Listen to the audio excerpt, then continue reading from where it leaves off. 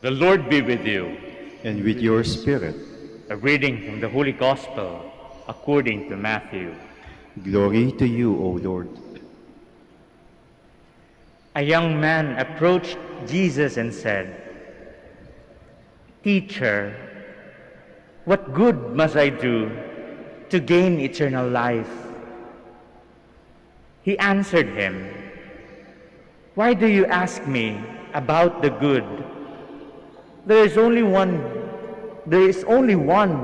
who is good. If you wish to enter into life, keep the commandments." He asked him, "Which ones?" And Jesus replied, "You shall not kill. You shall not commit adultery. You shall not steal. You shall not bear false witness. Honor your father and your mother, and you shall love your neighbor as yourself." The young man said to him, "All of this I have observed. What do I still lack?" Jesus said to him, "If you wish to be perfect, go, sell what you have and give to the poor, and you will have treasure in heaven. Then come, follow me." When the young man heard this statement, he went away sad, for he had many possessions. The Gospel of the Lord. Praise to you, Lord Jesus Christ. Please be seated.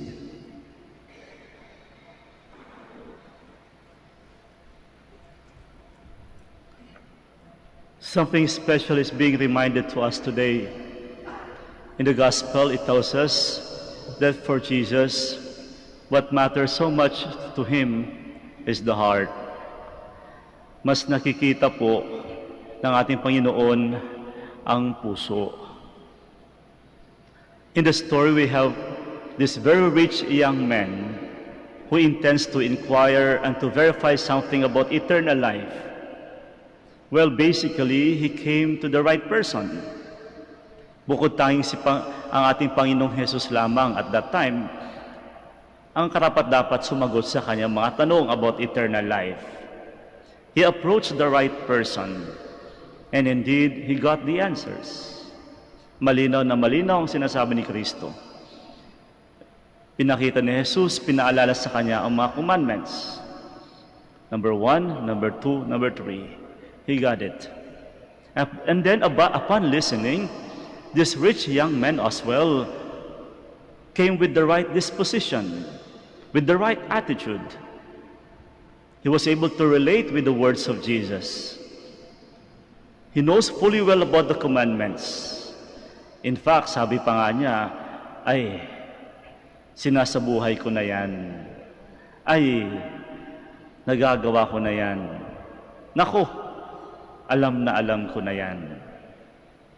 And definitely, he came with the right question. Ano nga ba ang dapat gawin to have that eternal life? But at the end of the story, unfortunately, he left with the wrong response. And with that wrong response, he left away sad. Kung titignan natin yung kwento, ay di ba wala namang ibang sinasabi si Kristo? It's all about good news, mabuting balita. But unfortunately, bakit nga ba? Sometimes or madalas, kung ano yung mabuting balita ng ating Panginoon, yun yung hindi kaayang-ayang balita sa tao. Kaya dito dapat maging maingat tayo mga Katoliko, tayo mga Kristiyano, tayo nananampalataya sa Diyos. Minsan o madalas, ang mabuting balita, the good news over the gospel, becomes the sad news to men. Bakit nga ba? Dahil kulang sa puso. Ito lang naman ang tinitignan ni Kristo. Well, mahalaga din ang kilos. Mahalaga ang pagsasabuhay. Mahalaga ang ginagawa. Mahalaga ang pagiging masipag. Mahalaga ang pagiging matyaga.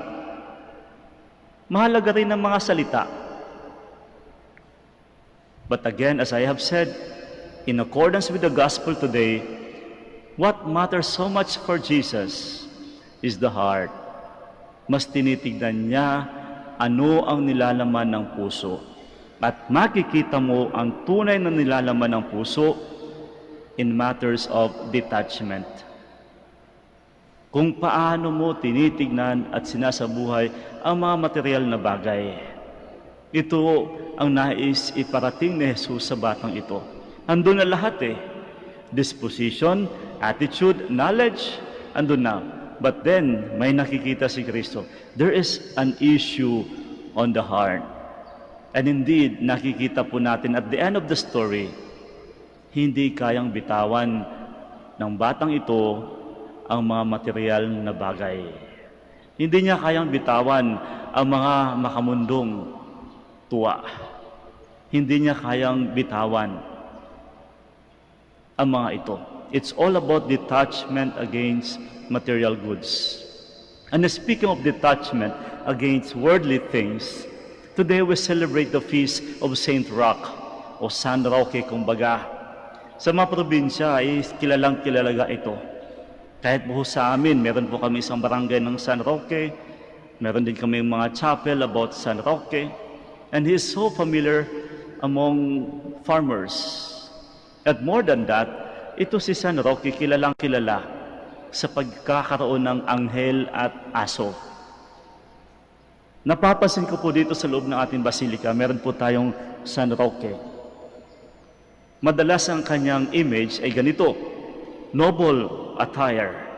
Well, basically, sapagkat siya po'y galing sa isang mayaman na pamilya.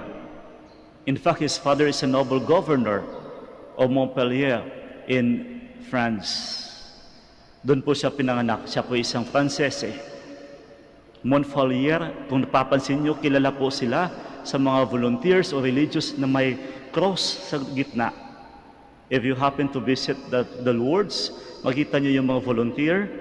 They are named as Montpellier Sisters or Volunteer. May krus sa gitna na pula. Saan po galing yun? Kay San Roque. Bakit? Sapagkat si San Roque ay ipinanganak po ng isang nanay na baog. Pagkos sa pagtsatsaga ng panalangin na kanyang nanay, napanganak si San Roque. At meron pong Red Cross dito sa kanyang dibdib. Si San Roque. Kaya simula pa lang, may mga himala na ang kanyang buhay. But what is so relevant about the life of Saint Roch is about his full detachment from the material things.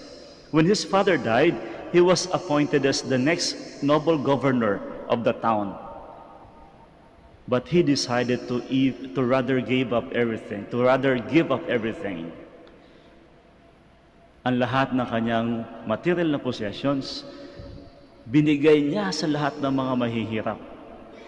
At even the position, binigay niya sa uncle niya. And then he started to live a life as a mendicant pilgrim. Walang-wala. Binigay niya ang lahat.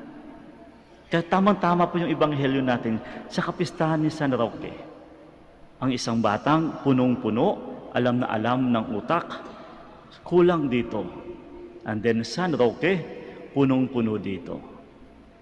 Magandang maalala sa atin ang ebanghelyong ito.